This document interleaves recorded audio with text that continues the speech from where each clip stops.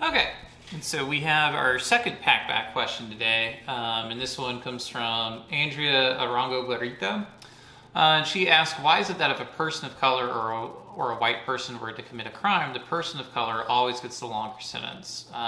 In today's day, people of color tend to get arrested for crimes that are small, get really high sentences. If a white person were to commit the same crime, they either get a couple of months probation or therapy, or sometimes maybe even nothing. More like an experience lengthy prison sentences. And so, it's curious what comes into play when a person of color is going to trial over a person who is white and who's done the same thing, but they get to maybe even walk free. So this is a really important issue because we do see sentencing disparities exist, and there are many advocacy projects that focus on these issues. And really, if we think about if we live in an equitable, fair society, we should really, consider, is it really fair? Is it really right that someone who commits the same crime receives the same sentence? I will not say now that it assumes, right, for example, that when we look at people, who commit the same crime, that they have similar backgrounds, they have similar histories, they have similar actions, encounters with law enforcement and so on, affiliations and things like that. So this is not to excuse what's happening, but explains some of the variation that goes into it. When you think about like the way judges make decisions, right? Some people argue that judges make decisions based off of focal concerns, right? So they look at the seriousness of the action committed, right? So if someone so if we're looking at sentences between the two, like how serious was the crime, right? We also consider how culpable someone was. Did they knowingly commit the crime? Did they not knowingly commit the crime? Were they fully in control of their actions? Were they pushed or pressured in some way? So that's like another way to think about it, right? And then you also look at, a possible threat to the community, right? So does this person have a long criminal history? Does this person have a history of violence? Do they, is it a risk if they do that? And so when you consider someone's background of criminal history, if you look at, their criminal background, who they're affiliated with, where they're most likely to attend to, are they at risk for committing another crime while out, or was it like a one-time thing? All of those things start, playing a role in decision-making processes, right? So that's one aspect of why there might be differences. The other part that maybe is that, in our society, it is not uncommon for people of color to be more likely to be, poor in this society.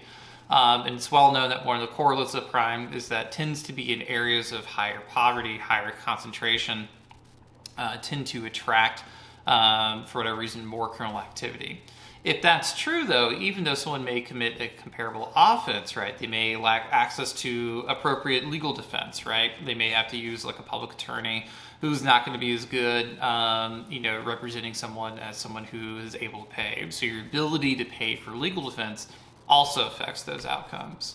There's also issues related to over-enforcement of law enforcement. So if you are more likely to deploy police into higher crime areas, and those areas happen to be, populated by people of color, then you're more likely to get arrested, have a longer criminal history, and that skews it towards, you more likely to have longer, harsher sentences. Also, the judges will also consider factors like if you had committed a crime before, you had been sentenced, how long ago were you sentenced for? Did you recidivate? What kinds of recidivism did you have? Did you have, did you fail or complete probation? Did you go back? Did we try probation before and it failed, right? There's all these background, features that are kind of going on in the process of a decision. So setting that aside though, right? Why is it then that if someone maybe has comparable backgrounds like that, do we see disparities, right? Because realistically, that shouldn't happen. Sometimes, if it depends on the state, you're limited by state-approved sanctions about how long you can sentence someone. Sometimes the DA is really more aggressive in certain areas than others. That could be also an example of a bias. there could be situations where, if it's drug or alcohol related, someone makes that defense, and maybe the treatment is we give you drug treatment. If someone doesn't make that claim, then, it's not really, well, you're just, being a jerk, so you're going to prison longer. There's all kinds of things that go into making a decision, but at the same time, if they're comparable, we should look at, the disparities and why are they evened out, right? So we should always be skeptical of everything that we see. So if someone says, like, sentences are fair if you consider all these factors, like, is that actually true? Or is this disparity? Why is there still a disparity even after all these factors, right? And so we'll kind of talk about a lot of the decisions that go into place behind them, and as well as parts of our society that skew towards, hurting people of color more than white people in this country. But really great question. Love that it sparks conversation. Also really relevant to our time today. So thank you very much for posting, both of you, this week. And so I'll see you guys next video.